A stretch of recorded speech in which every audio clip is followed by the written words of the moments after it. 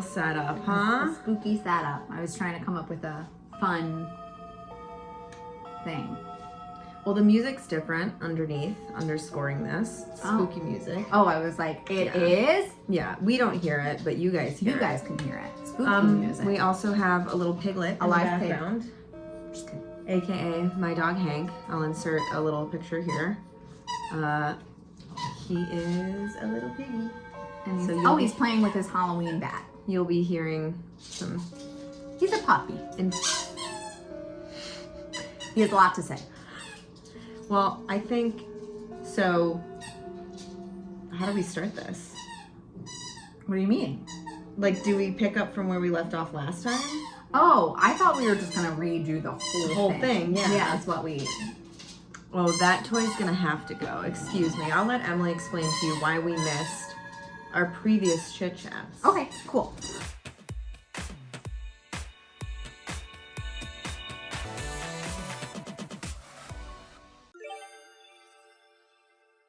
So, welcome back. We're sorry we've been away for a month. We missed you guys too. Steph had COVID, so A, we couldn't meet because it wasn't safe. And now we're finally back together because, yeah, she's negative. So we're just catching up on old business. Today, just so that everything's above board, we already filmed the first part of this episode, but my phone went, nah, Yeah. half. And we just decided we're going to film the whole thing again. And it's October. And it's October. So we have our little spooky setup, which is very exciting. We also love have Halloween. Our cute little beverages, our goblets. So I think we should just get right into it. Cheers. Cheers, spooky season, our favorite season. So, last week's episode, or the episode that we had started to film and then my phone said, I don't think so. was about taking care of our parents as they age. This is something that Stephanie and I are now dealing with as 31-year-old women. And I'm sure other people out there are dealing with it as well. And it's not always easy because, of course, your parents are the ones that take care of you when you are young.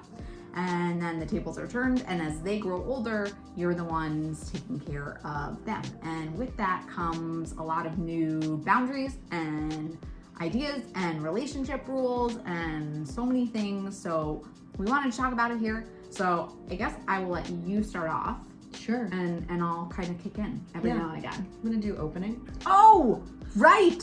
Opening. Yes. You're gonna do it or I am? I'm gonna do it. Great. Welcome to Chit Chats, a mostly unedited space where we break the cycle of what it means to be a woman together. We are your hosts. My name is Stephanie. I'm Emily. Hello to all of our new followers. Oh my gosh, yeah, so many of you. How very exciting this is. And in the month of October, so we have our new setup, which is really fun.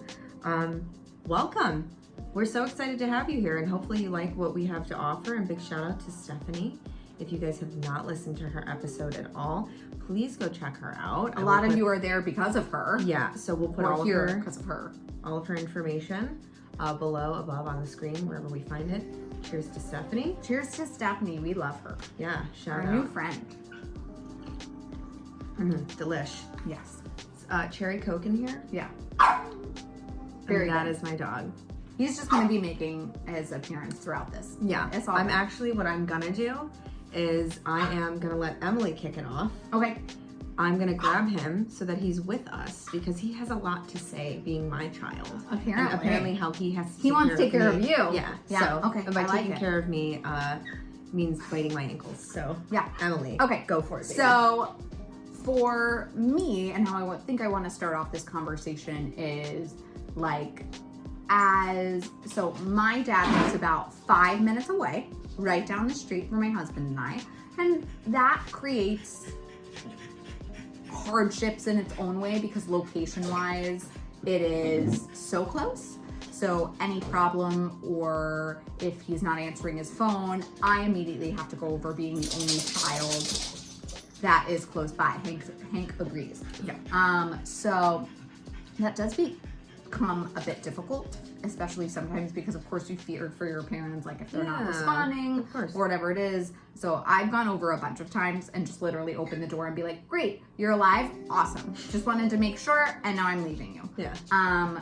my father is also maybe not the most technologically advanced human, and that's totally fine. There is absolutely nothing wrong. Technology came after his time, and for whatever reason, it just really doesn't stick with him. So I have to help him a lot with just turning on the phone or sending a message or turning the volume on. He just gets a little confused. And Dad, I know you're watching this.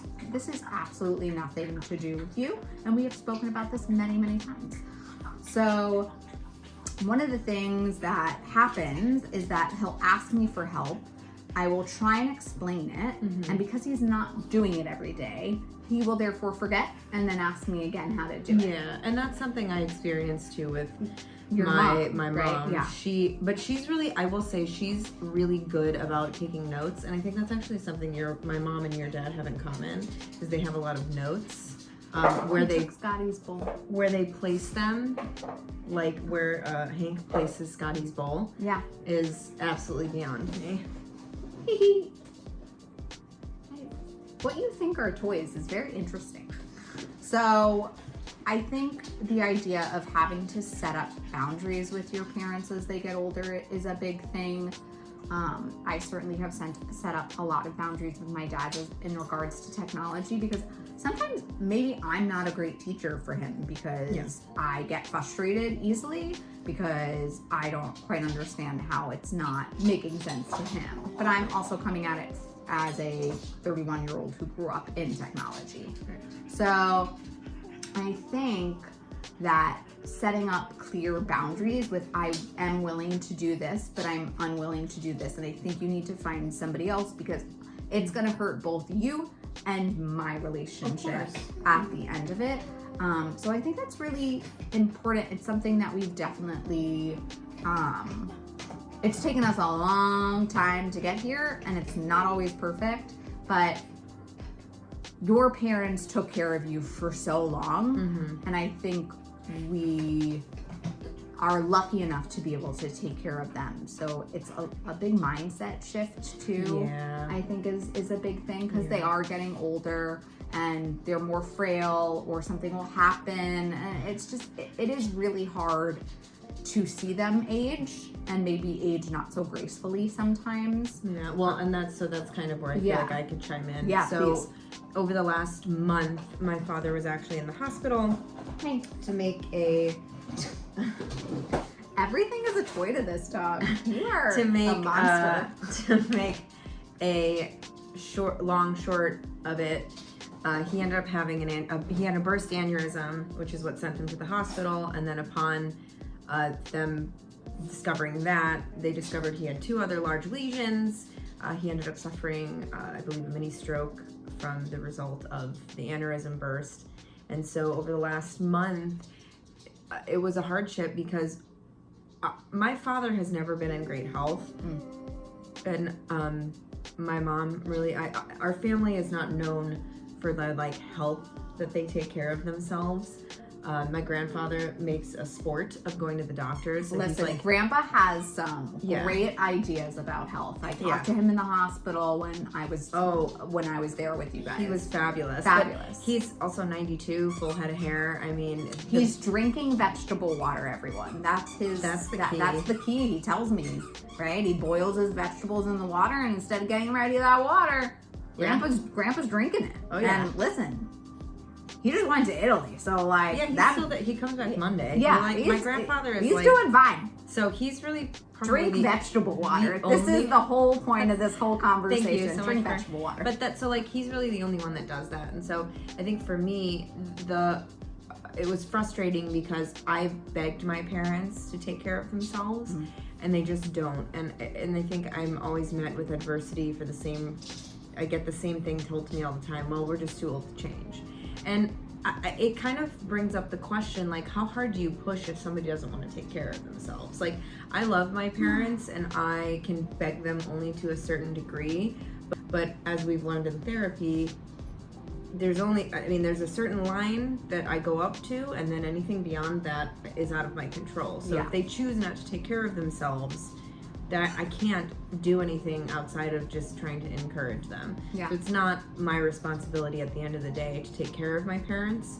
I do what I can. I do it because I want them to be around and I love them. Yeah. But they're their own autonomous being. Yeah, they're their own human. They're an individual. They can make their own decisions. Yeah. And if their decisions lead them to an early grave, God forbid, I can't hold any responsibility for that. And I think that's like the hardest part about watching your parents age, is especially when they're not taking care of themselves. It's one thing when they age naturally and you're like, oh, that's sad, but it's also, that's life. Yeah.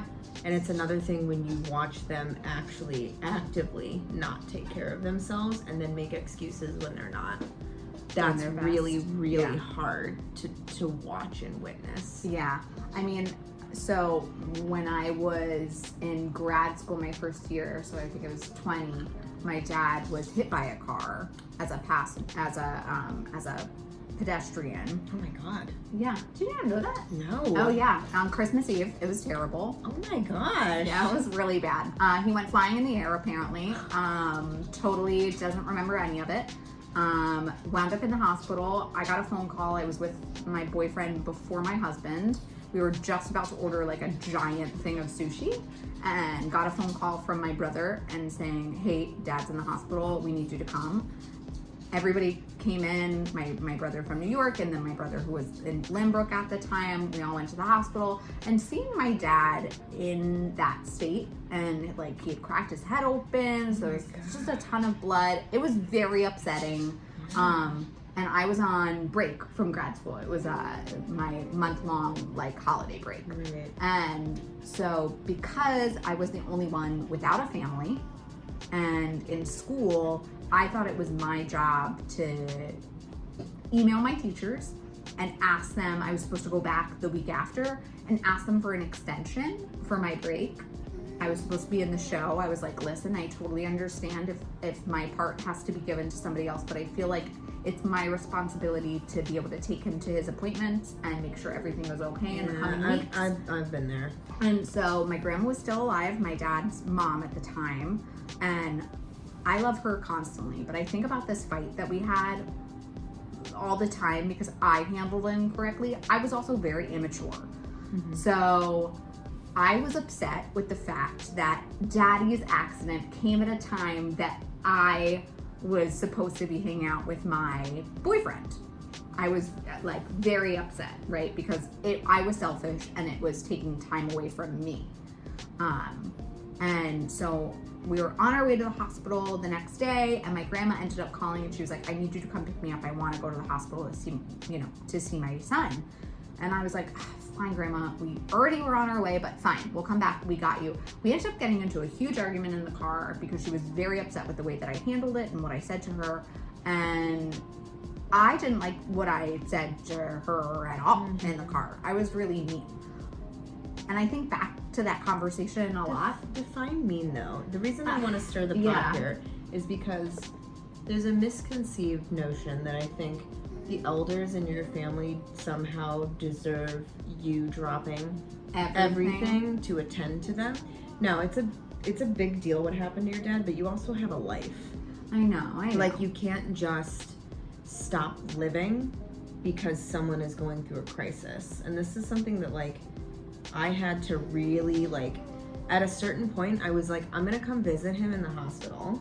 I'm gonna say I love you. I'm gonna spend maybe 10 minutes and I'm gonna go and I'm gonna live my life. Yeah. Because the truth of the matter is this: I love my parents. I can't go in there and fix his aneurysm. It's not like there was anything that I could do. And like, he's sleeping half the time. He's resting. So it's like, what am I really there to do other than stew in my thoughts? So that's why it's like, I also want to maybe offer you in this moment a little bit of solace, because I know that like, especially when it comes to grandparents, woulda, coulda, shoulda, and I should have never said that. But I'd also like to think that there was a level of responsibility placed on your shoulders that was not yours to have in that moment.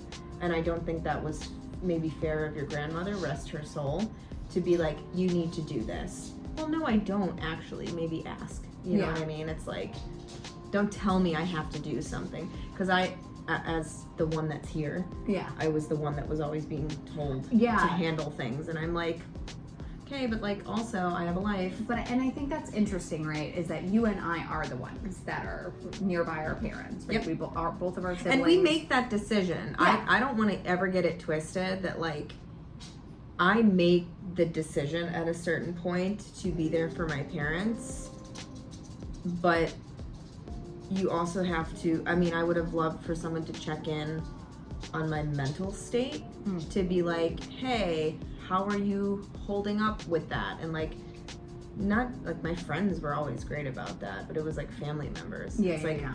you want to like ask if I'm okay. And this time around, it was a lot better. Like, I had certain aunts that would check in with me, and it wasn't about like, how's your dad? Okay, great. But like, how are you? Yeah. And that was different this time around. And I also think that's because I was very straightforward about how I was feeling as well. I didn't hold things in. Yeah, so I think the whole point and why we wanted to have this conversation is because this is really difficult, and this is going to be something that we, as millennials, and watching our parents age right now, are going to be something that we deal with for the rest of our lives. Yeah. And I agree with Stephanie that like it's not our one and only priority, and we do have to live our lives for us, but there also is that factor of making sure to take care of them if they need you, and also setting up boundaries in this new relationship that you're now setting up, where you're kind of acting as the parent and they are the child, because otherwise it leads to resentment, it leads to arguments, it leads to, believe me, a lot of hate. I think resentment's the best word. Yeah, resentment is, oh my god. Resentment, I mean, just and like anger. So much anger. Yeah. And it's just really difficult. So like, if you do have siblings, I would suggest to talk to your siblings and have a really honest conversation about like what this is going to look like for the rest of their life. Because if it's just on one person, that seems very unfair. Unless that person makes the decision that I am going to be the only caretaker for these people, but then you're giving up so much of your identity, and that is what tied, and that's what leads to the resentment and the anger. So this is hard. It's going to be something that, of course, gets harder as they age. True. But I think giving yourself a little bit of like grace. Yeah, and like live your life. And if you feel like you don't have anyone to reach out to, I think it's a great time to plug that you can head over to our website, which is www.cyclechats.com. We have a store there. We have a whole bunch of fun things there. You can listen to all of our episodes. But if you are looking to just reach out, maybe you have a question you want us to talk about on this show, or you have a question about this episode, or just you need a place to vent, we have a section that you can fill out and you can talk to us and we talk back. And if you don't want to go to the website, can't figure it out, you can just find us on Instagram and DM us. It is Cycle Chats, all lowercase, no space. I think that's it. Yeah. This is a good one. We know this is hard. Yeah. So for anybody out there that is dealing with the same thing, we see you. It sucks sometimes. We're sending lots of love from our witches goblets. Which she was pulling very much a Bachelor, where she was barely touching it. I was sucking it down, but that's just me. I just don't want to get too loose. We hope you sync up with us next time. Bye. Could you imagine I spiked your drink? Oh wow. It's like, I have something to say. Don't do that.